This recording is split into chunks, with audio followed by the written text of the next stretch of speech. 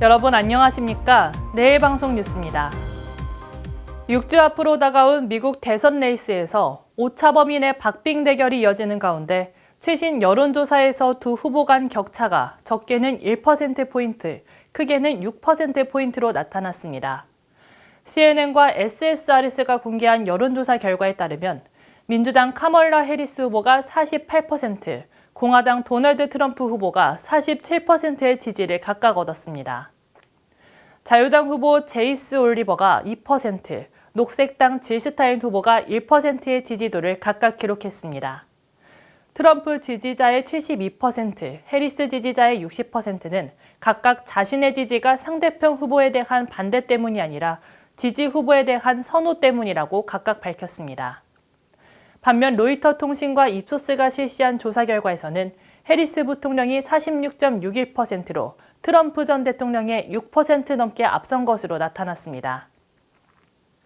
1년 후 주택가격이 지금보다 더 오를 것이라고 예상하는 소비자가 늘면서 주택가격 전망지수가 약 3년 만에 최고치까지 올랐습니다.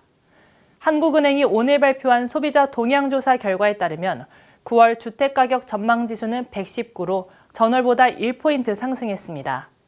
지난 2021년 10월 이후 2년 11개월 만에 최고치일 뿐만 아니라 넉 달 연속 상승세입니다. 주택가격 전망지수는 현재와 비교한 1년 후 전망을 반영합니다.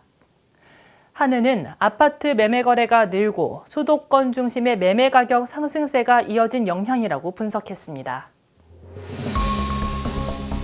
이어서 간추린 뉴스입니다. 산업 현장 인력난 해소를 위해 정부가 올해 외국 인력 도입 규모를 역대 최대인 16만 5천 명으로 늘렸지만 7월까지 실제 투입된 외국 인력은 쿼터의 20%에도 못 미치는 것으로 나타났습니다. 최근 땅꺼짐 사고 등 집안 침하 사고가 잇따르자 정부가 도심지 굴착 공사장에 대한 전문가 합동 특별점검을 실시하기로 했습니다.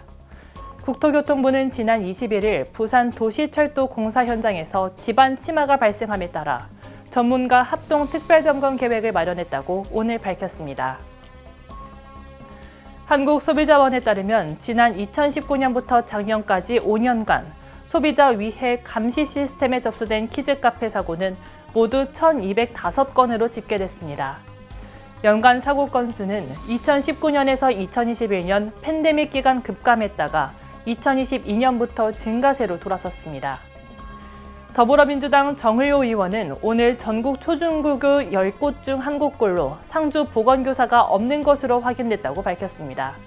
교육부 자료에 따르면 올해 4월 기준 전국 학교 중 10.2%에 해당하는 1,227개 학교에 상주 보건교사가 없는 것으로 나타났습니다. 빠른 뉴스, 행복을 전하는 내외방송 김혜영입니다.